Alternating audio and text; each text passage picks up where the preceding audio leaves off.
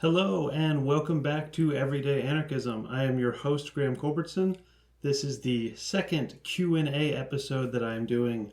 Remember, I'll be putting out an episode every week. Every other week, it will be an original episode that I have recorded, and then on the alternate weeks, I'll be responding to your questions.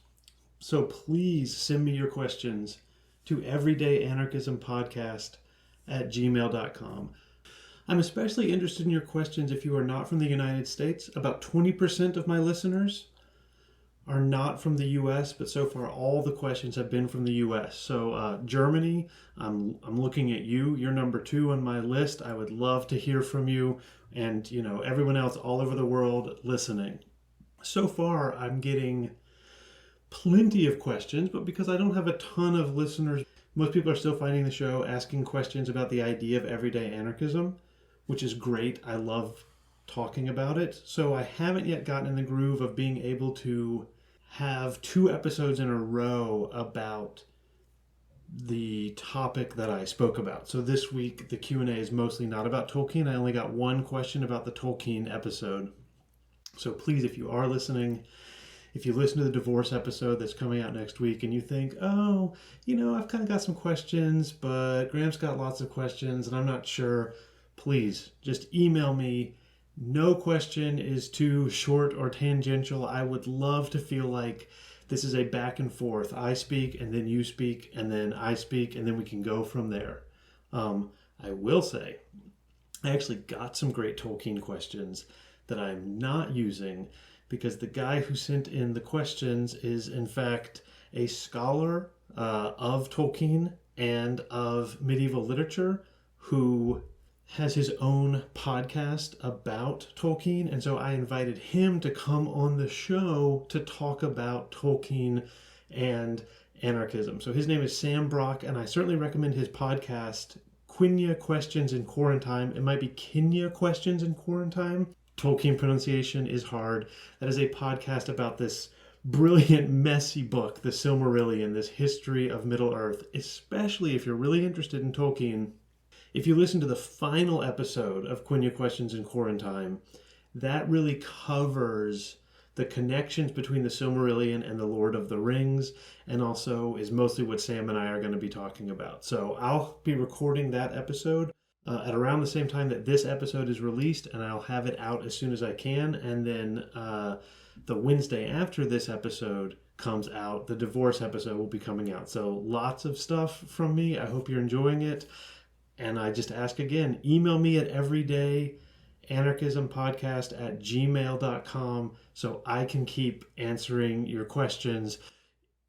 If you disagree with me, don't let it go unchallenged. I thrive on trying to respond and reconfigure my thoughts and, of course, change my mind as I hear new perspectives. So please, let's do it. Okay. Time to get to the questions. The first question is from Jamie. Jamie asked the question where he mentioned the Iliad last week. Jamie has promised to ask a question every week. Let's hope they keep coming. Jamie says, in response to that first quote about the destruction of power plants, that comes off to me as more Ludditic, meaning Luddite, the people who smashed the factories. He would have assumedly gone to Oxford during the time of the Industrial Revolution, and it seems more likely that he said this in response to those protesting mechanization. I guess my question is, where do you see the difference between anarchist movement for personal freedom and rebelling against a government based off means of production, and anti-progressive movement out of self-preservation? Does the motive matter? How does a movement of self-preservation to avoid planned obsolescence set a foundation for a society of cooperation and benevolence? P.S. If you need another source of metaphor, my current readings include Genesis, Enuma Elish, and The Great Dictator by Chaplin. So first, Jamie, I'm going to have to disappoint you because I couldn't think of a way to give you this answer in terms of either of these creation stories or Middle-earth. So the way I take this question, and Jamie, please email me if I've gotten this wrong, is you're suggesting that Tolkien is praising the people who are blowing up the factories, who are trying to stop progress. But there's a long narrative that the Luddites and the various other people who tried to stop progress, who tried to destroy the machinery, were not taking a political stance so much as self-preservation. They were losing their jobs, and they wanted to keep their jobs, and they wanted to destroy the factories, since the factories where they used to work were getting mechanized. There's a ton of stuff going on here, most of which doesn't directly relate to Tolkien. My first answer, though, is there's been a lot of research by this guy, Eric Hobsbawm, a famous British historian who died about a decade ago, and he has argued that we really only see that kind of Luddite behavior for self-preservation when their jobs are actually going away. That is to say, if factories get mechanized, but more jobs are created, or that workers are given different tasks but don't lose their jobs, the workers do not tend to destroy the machinery. And in this respect, I think that goes perfectly with Jamie's question. Isn't this just self-preservation? Isn't this just selfishness? Another way of thinking about this is it's just pure conservatism. I spoke about this a little bit during the Tolkien idea. Isn't it just that people want things to stay the same? They are against progress. And in particular, someone like Tolkien, someone who is successful and well off and has a decent amount of power, doesn't he want the factory to blow up simply because the factory offers a potential alternative to the world of Oxford that makes his life possible? The first thing I would say, Jamie, is I think there is part of that. There is some of that just reflex. I don't want the world to change because I like the world as it is. But I, as an anarchist, do not necessarily object to it. I think you can be a Tory anarchist or an everyday anarchist and want to stop progress, insofar as so many movements for, quote, progress are in fact destructive of a society that is working and of, a set of practices that make people happy and should endure rather than being destroyed. The obvious place where I see this is in ecology. We have systematically, as a world, destroyed our forests. And yes, we started destroying the forests with the Industrial Revolution. Well, okay, so in the UK, where the Industrial Revolution really started, they had already cut down all the forests to make room for sheep and to build ships and to burn the woods. But the systematic destruction of the forests comes with industrial factories and industrial farming. And this is very efficient. It is efficient to burn down the forest and plant things there. Cash crops. This is progress. It has become obvious that this is in fact incredibly inefficient. Factory farming and industrial farming does not work very well. Well, it worked for a little while, and then it stopped working until we developed really good fertilizers in the mid-20th century. But slowly, all of the insects that are doing the pollinating are dying. And slowly, all of the trees that are providing oxygen for us and also filtering out air pollutions are dying. And we are destroying the planet in the name of progress. So does it matter if someone wants to prevent the trees from being destroyed because they're taking a bold stand against industrial progress, versus they happen to live in that forest and they love it and they are personally attached to it? I would say no. I would say this can be one and the same thing. And the forests especially seem to have been Tolkien's great passion. The people who win the big battle in the second book of The Lord of the Rings are not, in fact, people at all. They are the trees. And not only do they win the big battle, but they also destroy one of the preeminent villains of The Lord of the Rings, Saruman. He never really has a chance to do anything because the trees just destroy his city. He has been cutting things down and burning the trees, and the trees rise up. They are called the Ents, if you remember. They are tree people, and they stop Saruman. It is also the case that in the previous age, so there's a huge mythology with Tolkien, the Númenóreans are the most powerful people to have ever lived. They're some combination of the Roman Empire and Atlantis and like Germanic Norse tribes. And the gods eventually destroy them, and one of the reasons why the gods destroy them is because they are cutting down trees. They are making progress, but that progress is awful and horrible. So does it matter if it's an angry tree who is being chopped down or someone who believes in protecting the environment? Does it matter if it's some sort of personal conservatism versus a sincere belief? I would say, under my conception of everyday anarchism, it doesn't really matter. These two can be one and the same. But I'm very sensitive to the idea that, like, perhaps the resources of a place like Oxford could be distributed much better so that many more people could have a chance to learn. And this is a case where an anarchist who works at Oxford might say, oh yes, this is good, this is equality for everyone, I will sacrifice. Whereas a conservative anarchist might try and stand up for their privileges. So I'm very sensitive to the potentiality for that distinction, but I also think there are places, and I think I found one with Tolkien and the forests, where there's not really a clear difference between anarchist principle and self-preservation.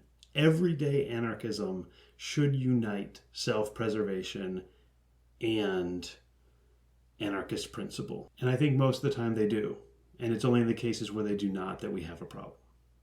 Okay, next question. This actually came from two different people. So I'm trying to only answer one question per person per Q&A, although the people who've written multiple questions, don't worry, I've got your questions and I intend to answer them when the time comes. But two people asked the same question, so I'm going to read you both of their formulations. So Mark writes, I assume a future podcast would tackle the question of differentiating anarchists from libertarians and communitarians, so maybe I'm jumping the gun, but I'm interested in better understanding these distinctions.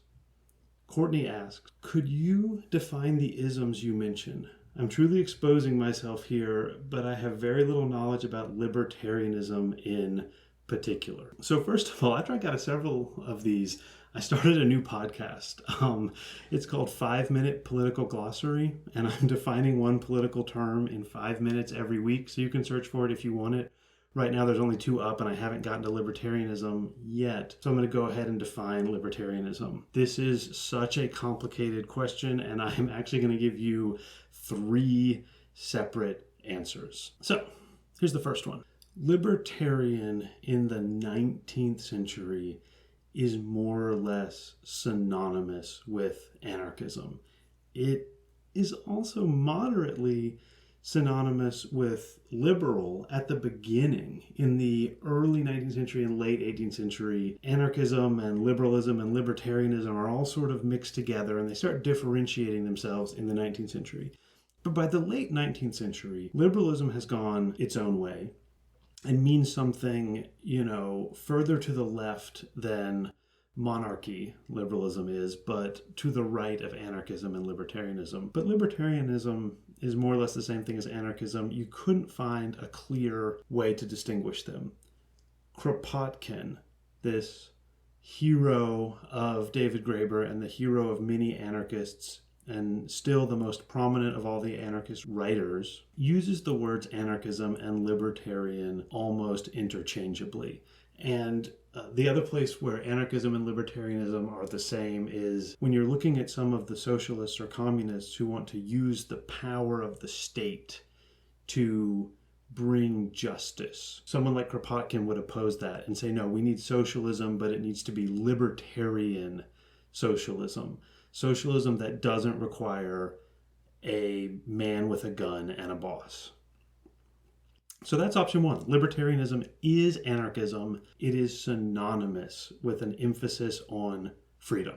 However, that's not how most people use libertarian today in America. Libertarian experienced a metamorphosis of how it's used in the 20th century. And the everyday version of libertarian is what I'm going to give you next. So you may have heard this phrase before, something like, I'm socially liberal but fiscally conservative, something like that. And this is where people often use libertarian in the American context. So if you think of the question, how much should the government intervene in the world of economics? Should the government tax a lot and regulate companies and distribute the wealth? We often think of this as a left-wing position. Okay, so that's the first axis. Versus the right-wing position of the government should just get out of the way and let corporations create the wealth. This is called laissez-faire or trickle-down economics, and that's more likely to be considered a right-wing position. But the government doesn't just intervene in economics. It intervenes in all other sorts of places. It defines who is allowed to get married. It defines things related to freedom of speech and freedom of religion. Should the government be going out and banning certain religions and preventing people from getting married who want to get married? And we would say, oh, well, if you want to let people do whatever they want and get the government out of the way, that would be a liberal position. So the liberal position says when it comes to money, fiscal matters, the government should intervene. But when it comes to social matters, the government should stay out of the way. And so the standard right-wing opposition to this is the government should do things like ban gay marriage, but give lots of power to corporations and leave the market completely free. You can think of this in the George W. Bush administration. The George W. Bush administration did everything it could to strengthen Christianities and oppose gay marriage, and also did everything it could to let the U.S. economy run without government intervention. And libertarianism, as it's normally used in America, is to say, wait a second, neither the left-wing people or the right-wing people are being coherent here. Either it is the government's job to make society run, or it is the government's job to mostly get out of the way. And if you are on the left when it comes to economics, then you really should be on the left when it comes to freedom. If you think it's the government's job to intervene all the time in the economy, then you just like a big government. And you should own that. On the other hand, the libertarians say this to the conservatives. If you think it sucks when the government intervenes, why are you constantly asking the government to decide who can have sex with who? This is ridiculous. Either it's good for the government to get involved, or it's bad for the government to get involved. So people call themselves libertarian, and they often say that they are fiscally conservative, meaning they agree with the Republicans. Lower taxes, less regulation when money comes up. But they agree with the liberals. Fewer restrictions on speech and religion. This is a coherent position. But there is one more absolutely crucial distinction between anarchism and libertarianism, and in this sense, we could think of libertarianism as the opposite of anarchism.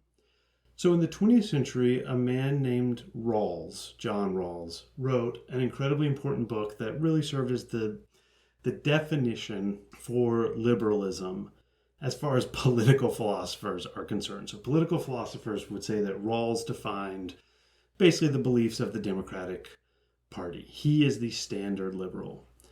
And, he is for intervention in the economy and resistance to intervention in people's day-to-day lives, in their religion, in their freedom of speech, in their relationships. So this other guy, Robert Nozick, who is the founder of libertarianism as a philosophy, he read Rawls's book and he thought, this can't be right. Rawls has created an incoherent position. So he said, let's start with a coherent position, which is anarchism. Anarchism, everyone can do whatever they want. And then Nozick states that if you have anarchism, the next thing you are going to happen is anarchy. You are going to have the war of all against all. You're going to have everyone fighting everyone else. And this is not good. Nozick says, so we've got a problem We need a government to protect people because anarchism will be a disaster, or anarchy will be a disaster. But pretty soon, the government will start taking too much power, and our views will be incoherent, and we won't have freedom anymore. So we need a minimal government. So far, so good. And then Nozick says, well, Locke was right. It's not life, liberty, and the pursuit of happiness. It's life, liberty, and the pursuit and protection of property. So Nozick says we can get rid of every single thing in the government except property has to be protected. Otherwise, it will be anarchy because someone will try and come to your house and murder you purge style. The purge is what people think anarchy is. So Nozick says, okay, get rid of everything about government except basically the police. There should be a boss with a gun who stops people and hurts people if necessary if they try and take other people's property.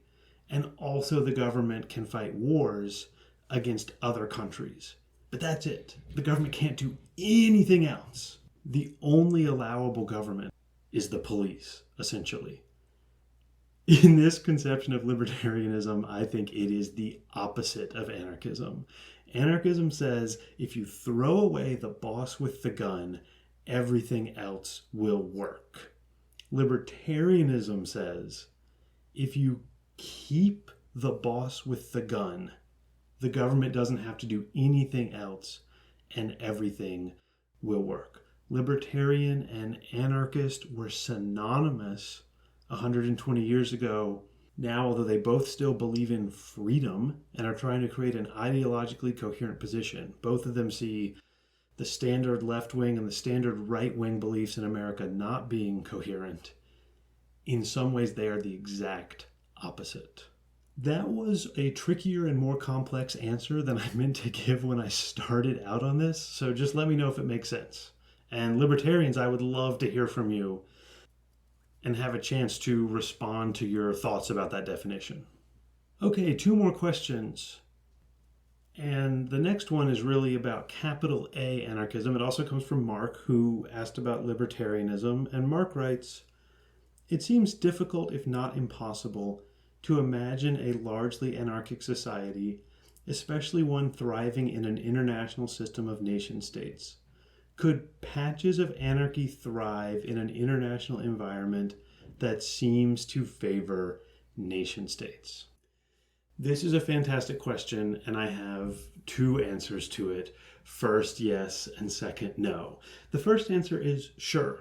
Anarchist governments or spaces or confederations or whatever you want to call them can definitely thrive and work with nation states.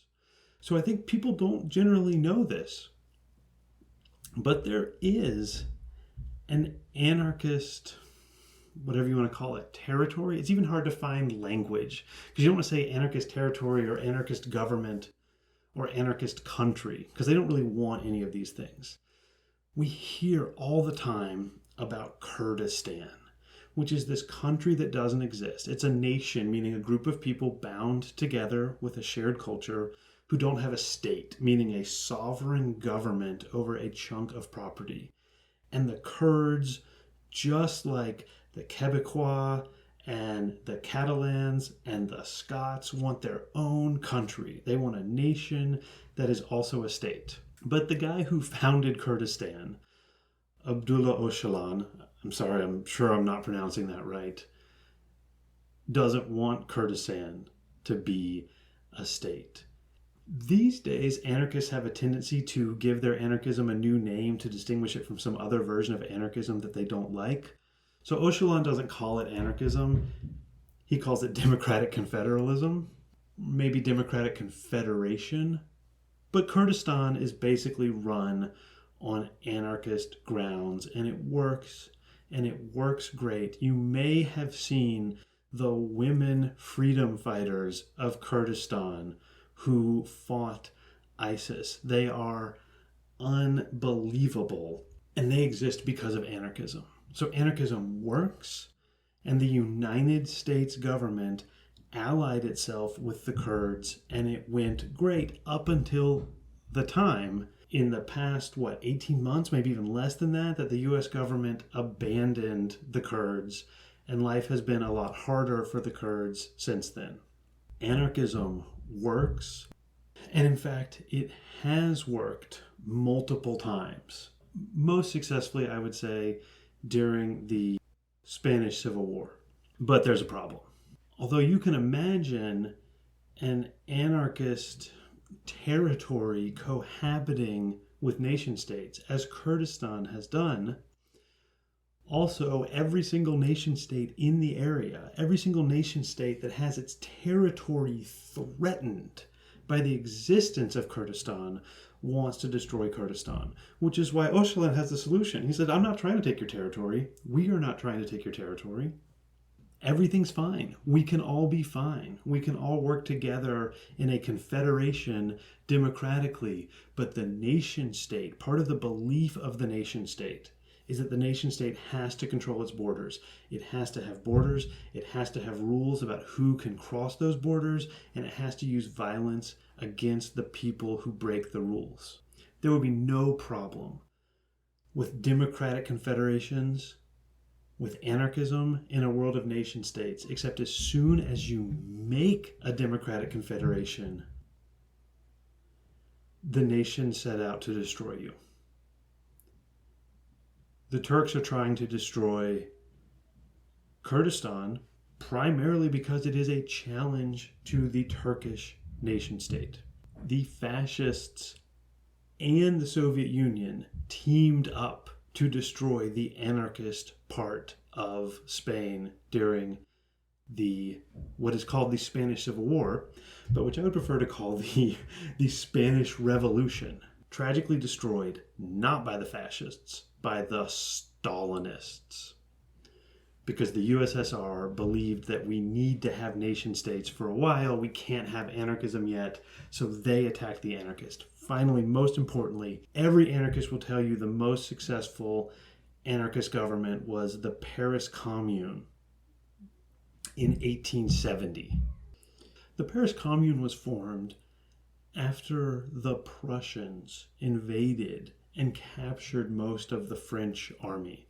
So France was defeated, and the people in Paris said, we don't need France. We're not going to surrender to the Germans. We are going to be our own thing. They basically invented anarchism.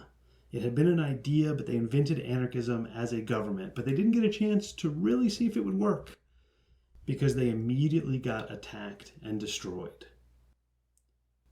Not by the Prussians, who had subsequently created Germany.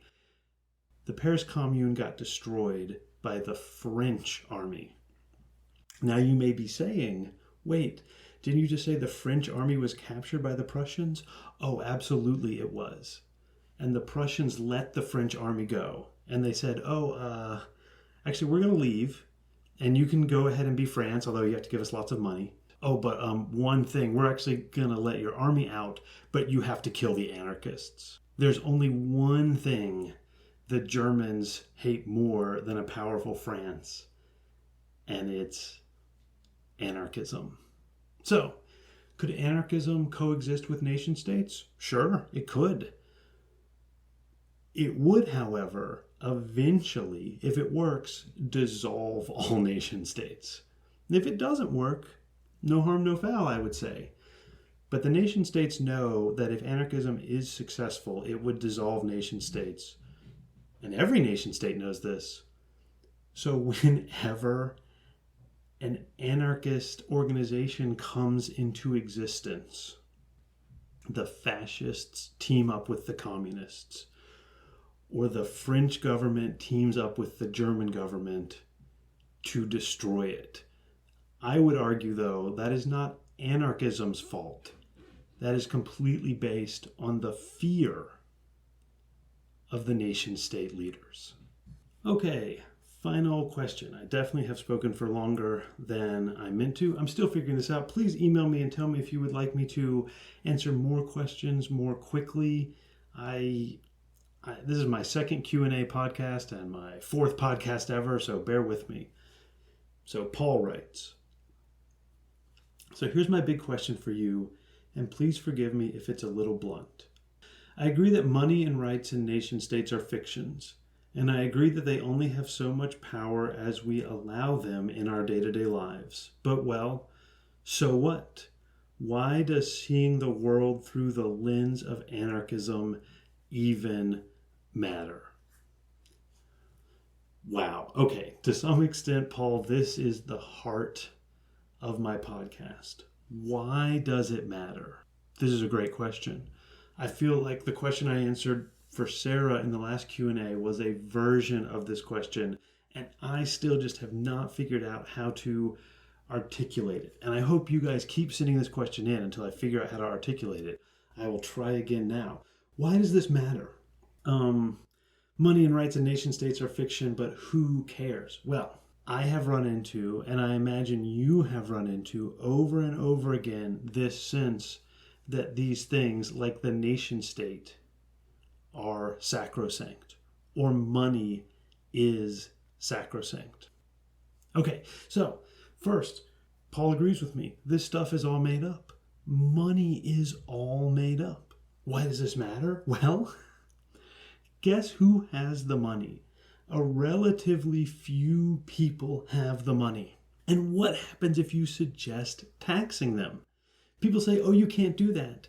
They earned that money. It belongs to them. It would be cruel and unfair to take their money away and give it to starving children. You just have to let the billionaires have all their money because they earned it. But money is made up, isn't it?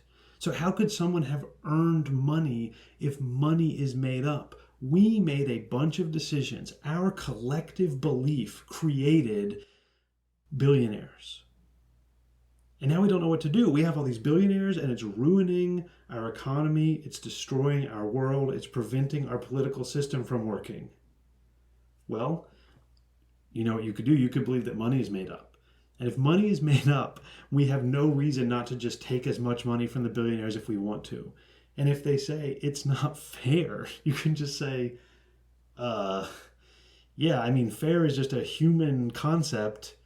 And I don't think you want to be arguing that us taking your money and using it to feed starving children is unfair. I'm pretty sure you are unfair. And then they're going to say, oh, well, I played by the rules of the game. Well, first of all, you gave Congress millions of dollars to make sure the rules favored you. And secondly, the rules of the game are being made up every day by all of us collectively. So we've decided to change the rules because that's all rules are. A collective decision made by all of us. So if we just decide we want to live in a world without billionaires, we get to live in a world without billionaires because it's all made up. If we decide we want to live in a world without nation states, we can.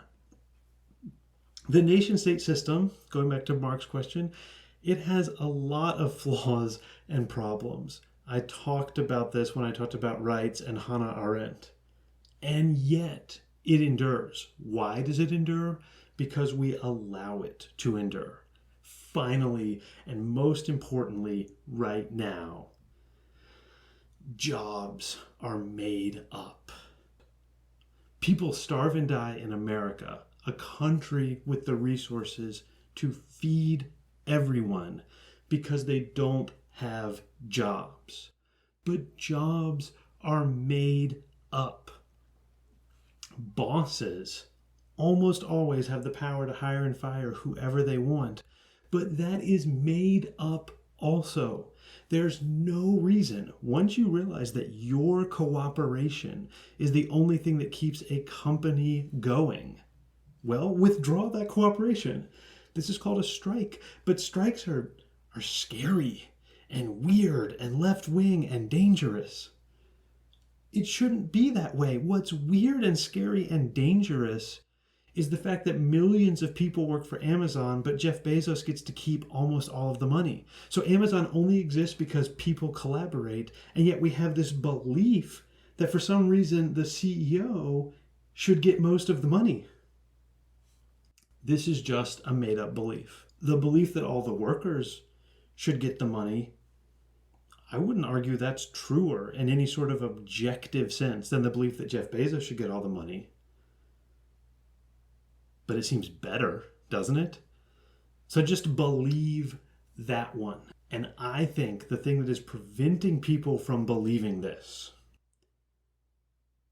is that they don't realize that jobs and money and nation states are all made up. What else can you do? We just live in this world. No, we created this world. We can create a different one, but only if we realize that the world we live in is being created by us, each and every one of us, every day. And if enough of us decide that everyone in America gets to eat, no one starves for not having a job, we don't have billionaires anymore, well, the money only exists because we believe in it, and the jobs only exist because we believe in them. Stop believing in them, and they will go away. Is this revolutionary? Yeah. But we can take it in an everyday way, one step at a time. Less pay to CEOs, more power to people in the workplace. Every day. Believe in it. And it will be real, because the systems that keep us imprisoned are the product of our belief. It's not because billionaires believe that they are billionaires that they get to rule over us. It's because we believe they are billionaires. I recommend you stop believing. Wow, okay, too much? Definitely got to end it there. Remember, if you have any questions about this or anything else, email me at everydayanarchismpodcast@gmail.com. Next week, there's going to be an episode about divorce, as well as a bonus episode, if all goes well with the recording process, because Sam Brock is in Austria, and this is my first interview, as well as a follow-up episode to Tolkien with Sam Brock. All that's left to say is that our music, which you are about to hear, is by David Hill.